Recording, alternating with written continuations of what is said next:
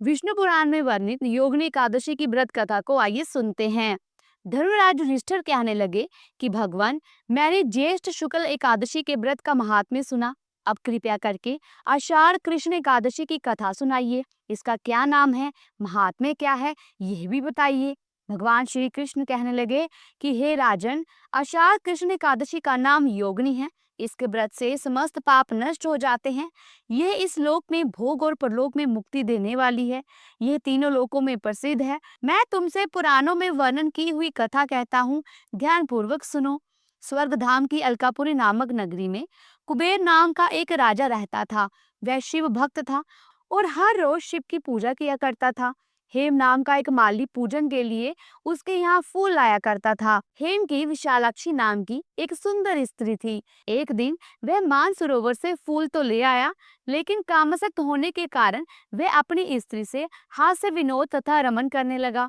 इधर राजा उसकी दोपहर तक राह देखता रहा। अंत में राजा कुबेर ने सेवकों को आज्ञा दी कि तुम लोग जाकर माली के ना आने का कारण पता करो, क्योंकि वह अभी तक फूल लेकर नहीं आया। सेवकों ने कहा कि महाराज, वह पापी अति कामी है, अपनी स्त्री के साथ हास्य विनोद और रमन कर रहा होगा।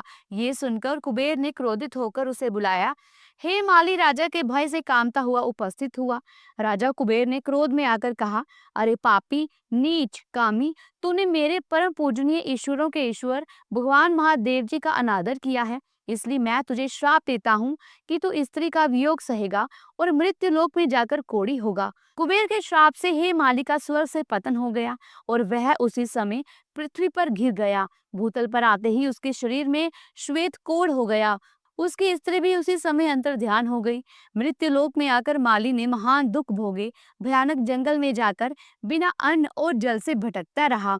रात्रि को निद्रा भी नहीं आती थी, परंतु महादेव की पूजा के प्रभाव से उसको पिछले जन्म की स्मृति का ज्ञान अवश्य रहा। घूमते घूमते एक दिन वह मार्कंडेय ऋषि के आश्रम में पहुंच गया, जो ब्रह्मा से भी अधिक वृद्ध थे और जिनका आश्रम ब्रह्मा की सभा के समान लगता था। हे माली वहां जाकर उनके पैरों में पड़ गया। उसे देखकर मार्कंडेय ऋषि बोले, तुमने ऐसा कौन सा पाप किया है जिसके प्रभाव से ये हालत हो गई। हे माली ने सारा वृतांत कह सुनाया। ये सुनकर ऋषि बोले, निश्चित ही तूने मेरे सम्मुख सत्य वचन कहे हैं, इसलिए तेरे उद्धार के लिए मैं एक व्रत बतलाता हूँ।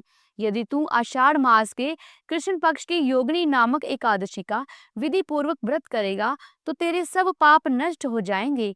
ये सुनकर हे माली ने अत्यंत प्रसन्न होकर मुनि को साष्टांग प्रणाम किया। मुनि ने उसे स्नेह के साथ उठाया। हे माली ने मुनि के कथा अनुसार पूरे विधि पूर्वक योगिनी एकादशी का व्रत किया। इस व्रत के प्रभाव से अपने पुराने स्वरूप में आकर वह अपनी स्त्री के साथ सुख पूर्वक रहने लगा। भगवान श्री कृष्ण कहने लगे, हे राजन, ये योगिनी एकादशी का व्रत 88,000 ब्राह्मणों को भोजन कराने के बराबर फल देता है। इसके व्रत से समस्त पाप दूर हो जाते हैं और अंत में स्वर्ग लोक की प्राप्ति होती है। तो बोलिए विष्णु भगवान की जय, माता लक्ष्मी जी की जय। तो दोस्तों, ये थी योगिनी एकादशी के दिन सुनी जाने वाली व्रत कथा। उम्मीद करती हूँ कि आज की कथा आपको अच्छी लगी होगी। अगर कथा अच्छी लगी है तो वीडियो को लाइक और शेयर जरूर कीजिए।